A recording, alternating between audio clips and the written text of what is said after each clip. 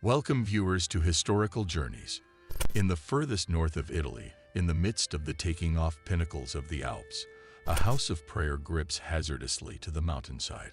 For quite a long time, pioneers have made the challenging trip to the safe haven from the valley beneath, attracted to its desolate area and ethereal appearance. Yet, the historical backdrop of this far-fetched constructing is significantly more abnormal than you could envision. The strange church, concealed on a bluff 2,000 feet above ocean level, is saturated with powerful insider facts. But before we get started, don't forget to subscribe to our channel. It only takes a second, and you won't miss any of our future videos. Let's get started. As per legend, the House of Prayer, referred to the present time as Safe Haven, Gracious Madonna della Crown, was implicit the 16th century when an unusual supernatural occurrence attracted locals to this remote spot. Yet, as a general rule, its beginnings stretch back a lot farther into the past. As per Middle Age records, the site has been a position of strict importance since the 10th century promotion, around the year 1000. The sanctuary on Madonna della Corona is believed to have been established by hermits who came from nearby Verona. As indicated by the Safe Haven's official site, a cloister has existed on the site since basically the late 1300 years. But why construct a religious sanctuary in such a remote location? Indeed, there are various legends that indicate to clear up the theological area of the asylum for Madonna della Crown. As per one, everything started, harking back to the 10th years, while residents living in the close by Iodides Valley saw a peculiar shine sparkling on the mountainside. According to the legend, the villagers found themselves among the peaks of Monte Baldo after following the light.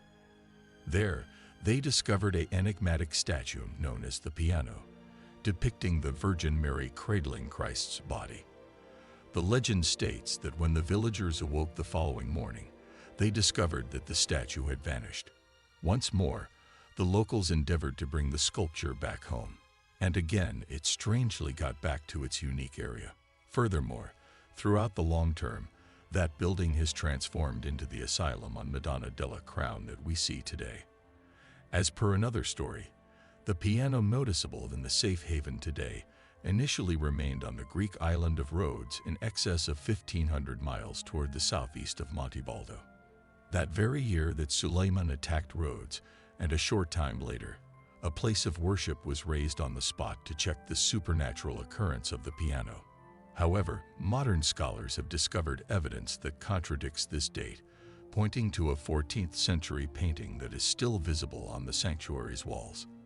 As a matter of fact, students of history accept that the church's unique name of Holy Person Mary of Montebello was likely connected to this 14th century fine art, which portrays the Madonna supporting child Jesus, and the dis instead of the piano was the primary relic love to the site.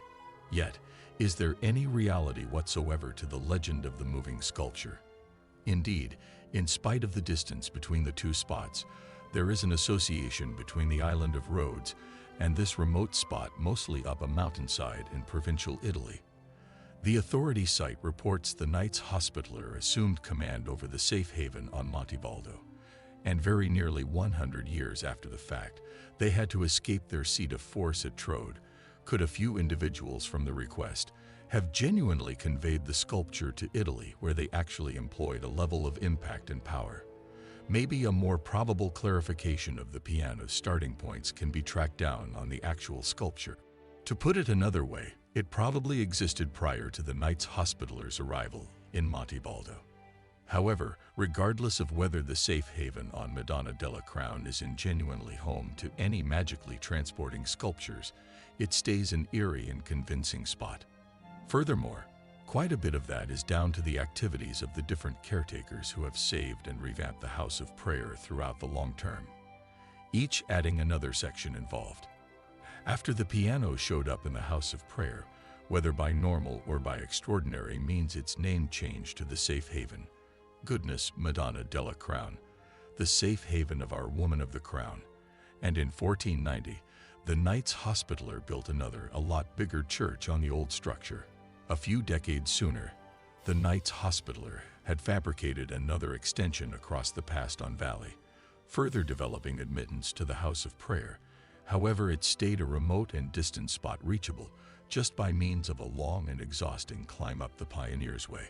In 1625, the Knights Hospitaller, who might possess the asylum for right around 400 years, started building one more new church on the site.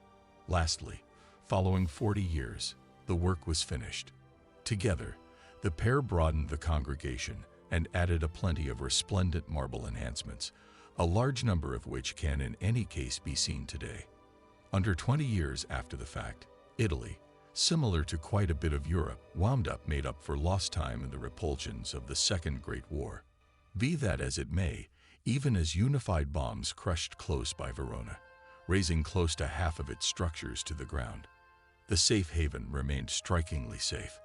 A very long time after the conflict during the 1970s, to stretch out the congregation to cover just about 6,500 square feet, the planner cut into the very mountainside itself. In 1978, the new plan was at long last total, and the Diocesan of Verona have shown up to stamp the event. After 4 years, Pope John Paul II pronounced the safe haven a minor basilica, one of less than 2,000 structures overall with unique stately importance to the Catholic Church. What's more, 6 years after that he visited the sacred site for himself.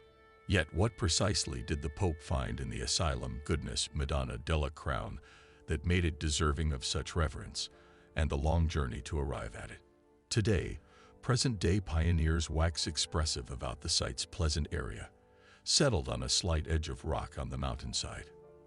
As of late, a course has been opened that permits less vivacious pioneers to leave in the close-by town of Speakeasy and catch a van transport to the site.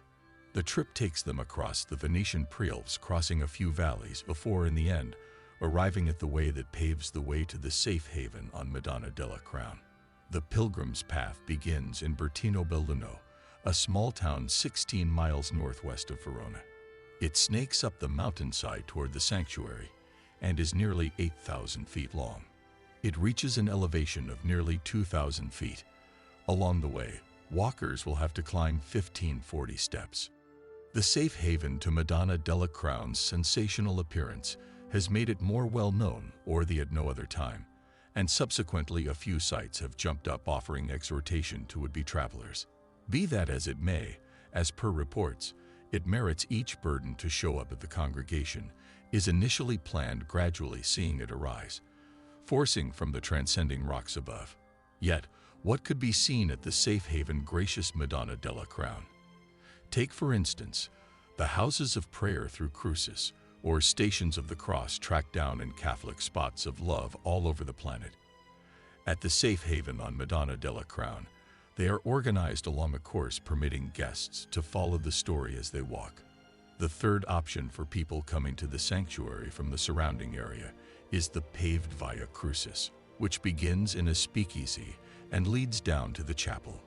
Here, the figures were made by Zanoni, the Veronese craftsman we reference for, and his work should be visible dissipated across the site, cut in dark Carrara marble that repeats the shade of the actual stone. Toward the finish of the way, a display has been cut into the mountainside where travelers halted to light candles in supplication. The road then leads directly into the sanctuary itself. In transit to the fundamental church, guests will find the sanctuary of admissions home to the 14th century fresco, which many accept was the principal antique worshipped here. It's in the Church of Admissions, too, that the researchers to Nick, or Sacred Steps, are found a copy of the flight that once remained in Pilate's castle in Jerusalem. Legend says that in the 4th century AD, the original scholar Santa moved to Rome. However, there have been several copies all over the world, including the one in the sanctuary. Oh, Corona's Madonna. Here, travelers are welcome to continue in the last strides of Jesus, halting for supplications en route inside the principal church. In the interim, guests halted to wonder about the perplexing stained glass windows, each portraying the secrets of the Rosary, a progression of contemplations on Jesus' life. Somewhere else in the safe haven, an assortment of ex voto or votive contributions offer an understanding into the historical backdrop of this entrancing locale, Containing more than 150 stone tablets, they date from the mid-16th century onwards and normally reflect wonderful accounts of endurance. For those meeting the safe haven today, its long and celebrated history handles tantalizingly close. Truth be told, portions of them stay here actually put away in glass urns in an improvised cemetery. The image of the Santuario Madonna della Corona clinging to the mountainside will remain with them for many years to come, whether they turn around and return the way they came, meandering along the winding path that descends toward Bertino Belluno. Thanks for watching. If you want to stay updated with our latest videos, subscribing is the way to go. Just click that red button below and become a part of our channel family.